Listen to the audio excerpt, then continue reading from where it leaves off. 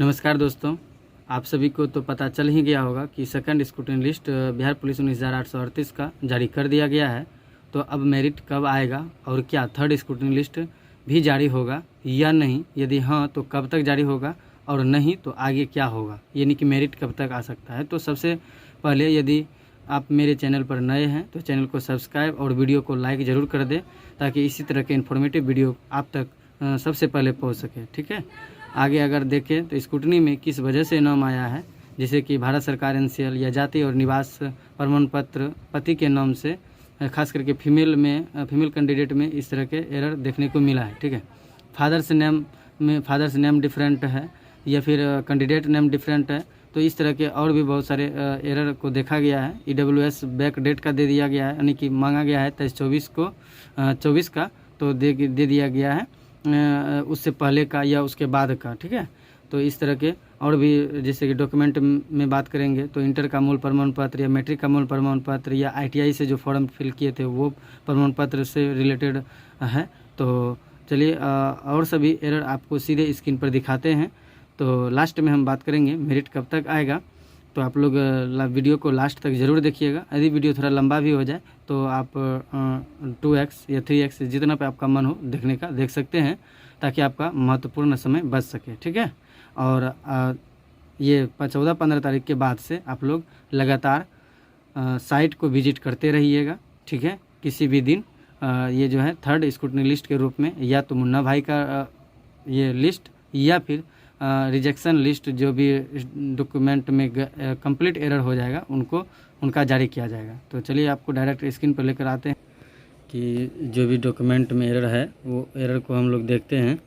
कि निवास प्रमाण पत्र जो है पति के पते से समर्पित है, इंटरमीडिएट का प्रमाण पत्र संलग्न नहीं है, भारत सरकार के सेवाओं के लिए निर्गत एनसीएल प्रस्तुत किया है, EWS प्रमाण पत्र जो है वित्तीय वर्ष 22-23 का संलग्न है, जाति प्रमाण पत्र संलग्न नहीं है, निवास प्रमाण पत्र पति के पते से समर्पित है, EWS प्रमाण पत्र वित्तीय वर्ष 22-23 का दिया हुआ है। और नेक्स्ट अगर बात करें तो भारत सरकार के सेवाओं के लिए निर्गत एनसीएल प्रस्तुत किया है, जो कि ये बिहार राज्य का मांगा गया था और वो भी RO लेवल का मांगा था। ठीक है, तो नेक्स्ट अगर बात करें तो भारत सरकार का एनसीएल प्रस्तुत किया, यहाँ फिर अगर नेक्स्ट देखें तो भारत सरकार का जो एनसीएल प्रस्तुत किया है उनको भी बुलाया गया है। और अगर फादर्स इधर देखें, father's name is different in NCL, यानी कि एनसीएल में जो है फादर्स का नाम जो है, यानी पिताजी का नाम जो है वो डिफरेंट है, यानी कि भिन्न पाया गया है।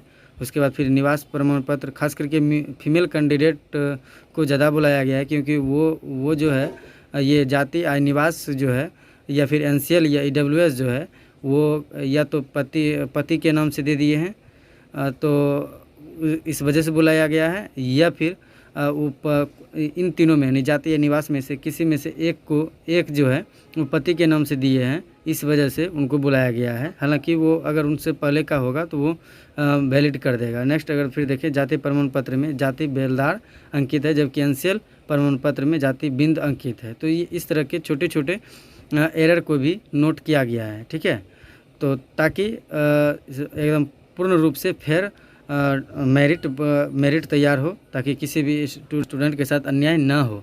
तो और नेक्स्ट अगर फिर देखें तो सभी शैक्षणिक प्रमाण पत्र, ये देखिए कि ये जो है ये कैंडिडेट का सभी शैक्षणिक प्रमाण पत्र एवं अन्य प्रमाण पत्र के अनुसार एप्लीकेशन में अभ्यर्थी के नाम में ही त्रुटि है। फिर भारत सरकार के सेवाओं के लिए निर्गत क्रीमी लेयर रहित प्रमाण समर्पित किया गया है।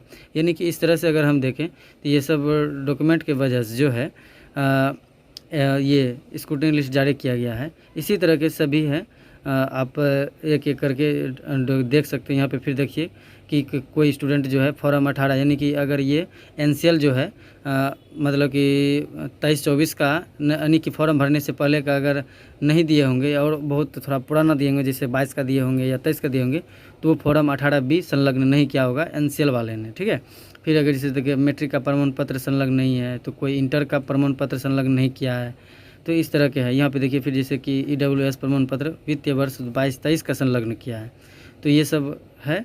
यहाँ पे फिर ये देखिए FF यानी कि फ्रीडम फाइटर में जो है वो मोहित कुमार के स्थान पर रोहित कुमार हो गया है। तो इस तरह के कुछ एरर जो है उन सबको भी नोट किया गया। फिर यहाँ देखिए कि है निवास प्रमाण पत्र पर राजस्व पदाधिकारी का ही हस्ताक्षर नहीं है। तो इस तरह जब डॉक्यूमेंट वो बनवा रहे थे उस तरह के एरर को उनको देखना चाहिए था। अब देखिए कि छोटे से एरर की वजह से अब उनको फिर 14 या 15 तारीख को किसी दिन बुला करके उसको ये डीवी करवाना पड़ेगा। फिर इंटरमीडिएट का प्रमाण पत्र संलग्न नहीं है। तो इस तरह से आप देख सकते हैं कि वो नाम में या फिर यहाँ देखिए फिर एक है अस्थायी निवास प्रमाण पत्र में गलती है। फिर जाति प्रमाण पत्र BC कैटेगरी एवं NCL EBC कैटेगरी का समर्पित किया गया है। तो यानी कि कैटेगरी है BC और NCL EBC का ये समर्पित कर दिया है। तो इस तरह से भी इस वजह से भी इन लोगों को बुलाया गया है। तो आप लोग फिर यहाँ देखिए पिता के नाम के स्थान पर अभ्यर्थी का ही नाम अंकित है। बताइए जब वो फॉर्म भर रहा होगा तो उस समय इन लोगों को देखना चाहिए था कि एरर है कि नहीं। अगर एरर था तो रजिस्ट्रेशन को ही रद्द करके दूसरा रजिस्ट्रेशन करके भर देते। तो ये सब बात है, ठीक है। तो हालांकि अब इसमें कोई ये चेंज नहीं कर सकते हैं। आप वहाँ जाइए, हाफी डिफीट वाला फॉर्म लेके जाइए, अगर उनसे हो जाता है तो ठीक है। यहाँ देखिए पहचान चिन्ह ही अंकित नहीं। बताइए ये छोटे छोटे एरर की वजह से अभी दिक्कत हो रहा है। फिर यहाँ पे ITI के थ्रू अगर कोई फॉर्म फिल किया होगा तो वो ITI ट्रेड का प्रमाण पत्र समर्पित नहीं किया है। तो इस तरह से जो है कि अब देखिए यहाँ पे EWS प्रमाण पत्र वित्तीय वर्ष 22-23 का संलग्न है और फिर DV सीट में 23-24 अंकित है। यानी कि इस तरह के भी बहुत सारे एरर है। तो आप लोग इनको देख करके आप लोग समझ सकते हैं।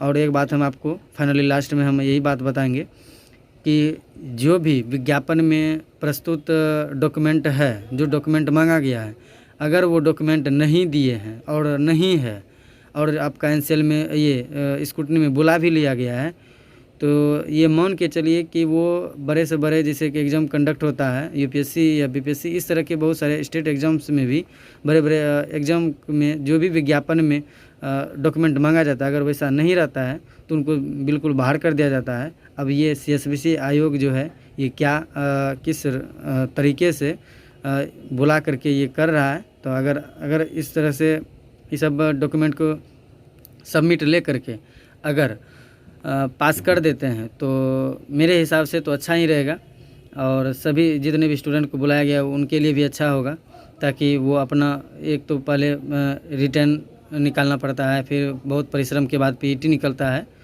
तो मेरे अकॉर्डिंग ये आयोग को मान लेना चाहिए। लेकिन 30/1/2026 को एक नोटिस जारी किया गया था जिसमें से कुछ डॉक्यूमेंट को लेकर के बताया गया था कि किसी भी तरह के डॉक्यूमेंट में अगर त्रुटि पाई जाती है तो वो नहीं मान होगा, ठीक है।